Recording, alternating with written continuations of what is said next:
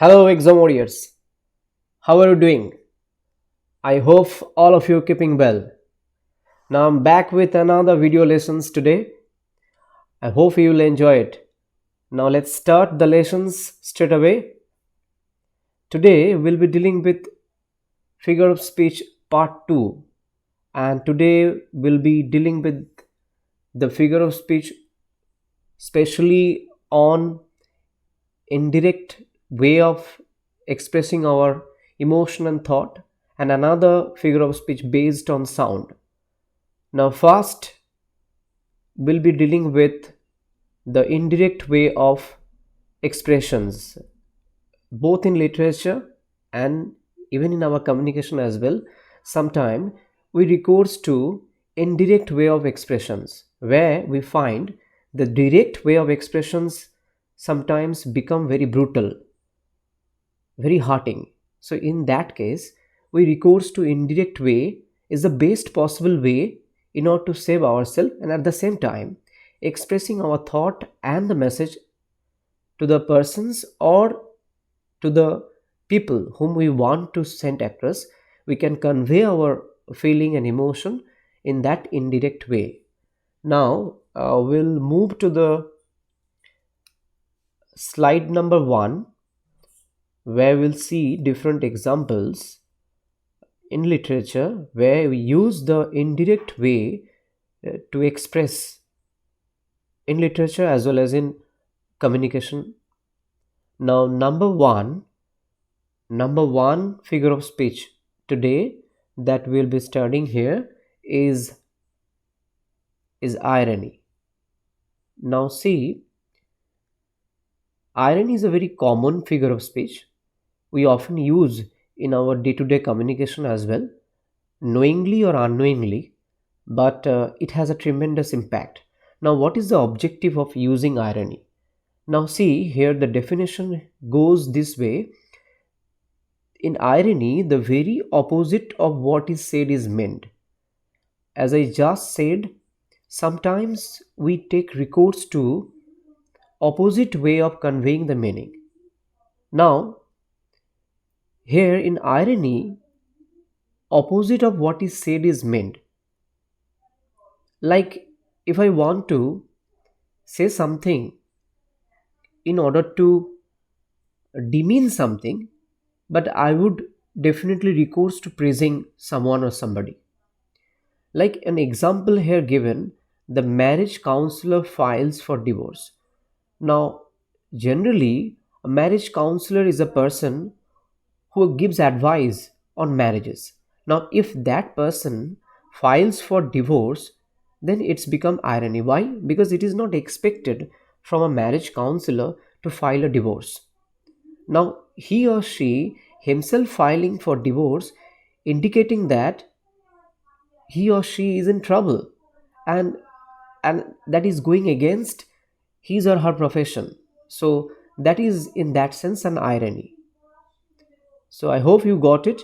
Now moving on, we have another example, means the next example, that is euphemism. Now euphemism, here what we find, an harsh expression, means harsh in the sometimes serious expression, very harsh that we cannot bear with or tolerate, made in a pleasant way, means roundabout way. Like example here given, the bank has stopped payment. What does it mean? The bank has stopped payment means bank has gone to bankruptcy and it has stopped functioning. But I would say in a different way that bank has stopped payment. So that is an indirect way of expression, and we often use in our language, in our communication also. Say for example, if we say that in the fatal accident, five innocent boys lost their lives. So instead of lost, we can use that five innocent boys passed away. So that is a way of expressing in an indirect manner a harsh expression getting softened down by the manner of taking recourse to pleasant expression, a roundabout way of saying. Now, next example we have pan. Now, what is pan? Now, pan is a literary device. It's a figure of speech based on sound. Now, here the same sound to convey different meaning. Same sound to convey different meaning. That means sound would be same, but meaning would be different. So generally there is an ambiguity, that is verbal ambiguity, and its objective is of course generally a comical, and especially in comic writing it is used, pun is used. Now if I say I am too light to bear this light, what does it mean? Means I am too frivolous, I am too casual to bear this light, this illuminations. Say for example this sound or profound knowledge, that is not for me, it's not my cup of tea. So in that way we can say that I am too light to bear. That means I am very frivolous, I'm not that serious to tolerate or to get this illuminations or enlightenment. So that is sort of a pun on the word light. Light here and the light. See here the sound is same, but the meaning is different. Here one light is frivolous or not serious, frivolous or not serious, that is frivolous or not serious. Another light is, that is illuminations or enlightenment, you can say. Now next one we have onomatopoeia. Now what is onomatopoeia?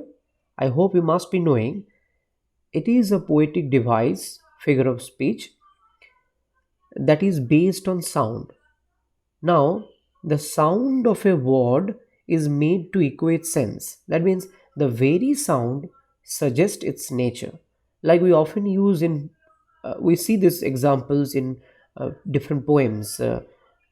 Murmuring of bees, then you have the chirping of birds or twinkling of keys. So this sound word, this very sound suggests the sense. So when onomatopoeia is there, of course the sound suggesting of some sense must be there. So in this slide we have irony, that is based on indirect way of expression. Then euphemism is also based on indirect way of expression. Then we have pun, that is pun we have, that is in a way related to sound, and also onomatopoeia is also sound. So pun and onomatopoeia in this slide based on sound. Now moving on to the next slide. Next slide we have first one is alliteration. Now alliteration is also based on sound. Now it's very common one. Now this is a metrical ornaments used mainly in poetry, repetition of the consonant sound. Now repetition of the, mark this here, I just request you to focus over here, the repetition of consonant sound at the beginning of words. Okay, at the beginning of words, repetition of consonant sound. Now what is the example? The fair breeze blew and the white foam flew. Now you can see here that if consonant sound, and here breeze and blew consonant sound. Now this, for this consonant sound, it becomes alliterations. Now you must be knowing the alliterations is repetition of consonant sound, and opposite of it we have the assonance, that is repetition of vowel sounds. Take an example here, the green leaves under the trees. Now green, that is E, and leaves, that is E. So short E sound being repeated here and evoking certain emotions. The green leaves under the trees. So assonance, what is the difference between assonance and alliteration. That is, alliteration being the consonant sound repetition and assonance being the vowel sound repetitions. Now, alliteration and assonance, of course, based on sound. Now we have next line of cacophony and euphony. Now, cacophony, we know that is a harsh sound. Now, harsh or something disagreeable sound that we cannot tolerate easily, that causes pain to our ears, created by repetition of certain consonant sounds. So, it causing pain to our ears, that is harsh sound. We cannot so easily tolerate this sound. So, this is the repetition of certain consonant sound. Now, there is a difference between cacophony and euphony. Now, cacophony will find the repetition of certain consonant sound that is harsh, and euphony will find not only consonant but both consonant and vowel sound. And the difference is euphony, just like euphoria, that is a state of being too excited. Similarly, euphony is a pleasant and harmonious sound, just the opposite of cacophony. So here goes the definition, that is, pleasant harmonious sound is created by repetition of vowel and consonant sound. As I told you, it's having both vowel sound as well as consonant sound, whereas cacophony will find only the repetition of consonant sound. So that is a cardinal difference, one aspect. And another aspect is it's a harsh one, and here you will find pleasant, just the opposite of harsh, that is pleasant, that is harmonious, okay, that is soothing to ear.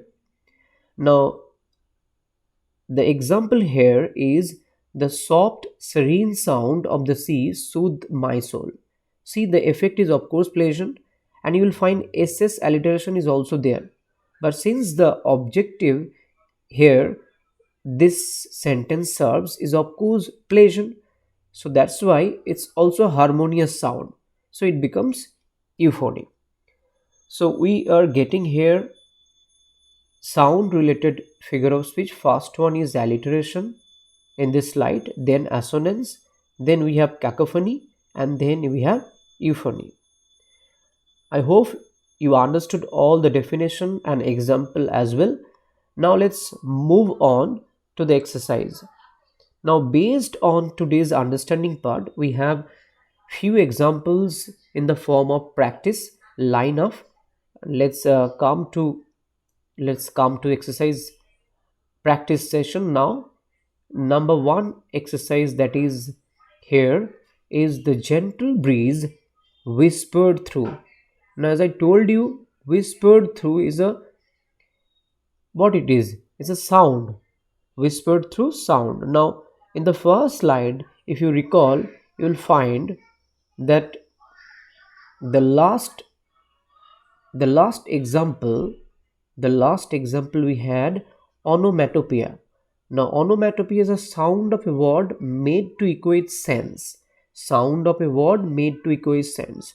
Now, if I come to the example or practice now slide, you will find here the whispered. Now, whispered, this very sound suggests the sense. So, in that sense, it becomes onomatopoeia. So, it becomes, we can write here, it is onomatopoeia. Onomatopoeia. P-O-E-I-A. Mind it, P-O-E-I-A. Onomatopoeia. Okay, the next one, we have the pots and pans clanged and clattered. Of course, clanged and clatter, not producing some harmonious sound. It is very harsh and cacophony in nature. So we can say it is a cacophony. Cacophony. The third number example, the playful snake slithered through the lake. Now, SS alliteration is here, slithered through the lake. So we can easily say it is an example of alliteration. It is an example of alliteration. Now, moving on, Example number 4, we have the firework exploded with loud boom. Now see here, as I told you, the very sound suggests the sense. Here the word here boom is definitely a suggestive sound. Now boom, loud boom. So of course it is also an example of onomatopoeia because the very sound suggests the sense. So it is an example of onomatopoeia. Onomatopoeia. Now the next example we have, it was a sheer pen to pen down. See here, the sound, similar sound word, pain and pain, but the meaning is different, conveying different meaning. So if we go back to the slide where the example of pan is given, you see the use of same sound to convey different meaning. Now let us apply this definition to the example here. What is the example here? That is sheer pain to pen down. Means it was a very painful event to write about it. So of course it's a sheer pain to pen down. So pain and pain, here this examples, it becomes an example of pan, P-U-N, pan. Now the last two example we have, the number 6, the health conscious athlete died from rare disease.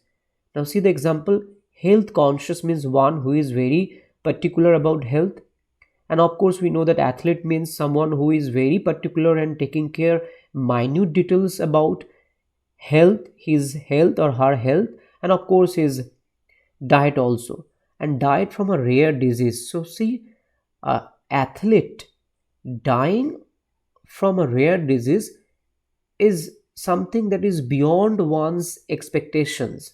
So it is an example of irony. It's an ironical because athlete is known for his particular sense of health.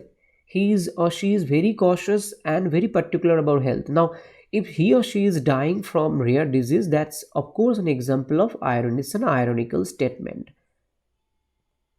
The last example of today's slide and today's sessions, that is the wealthy man crushed in sheer death. Crushed in sheer death. Now wealthy man crushed in sheer death, this is of course ironic because a wealthy man means someone who is possessing wealth. Now he has crushed or he has been crushed in sheer death, that is completely not accepted, and it is disagreeable too. It is of course disagreeable. So this example also an example of irony, and it is an ironic statement. It is an ironic statement. Ironic statement. So I hope you have understood all the concepts here related to figure of speech based on indirectness and sound. And with this, the last examples, last slide, we have 7 example, and with this example I am signing off today and hope to coming back soon with more example based on figure of speech. So see you. Bye bye.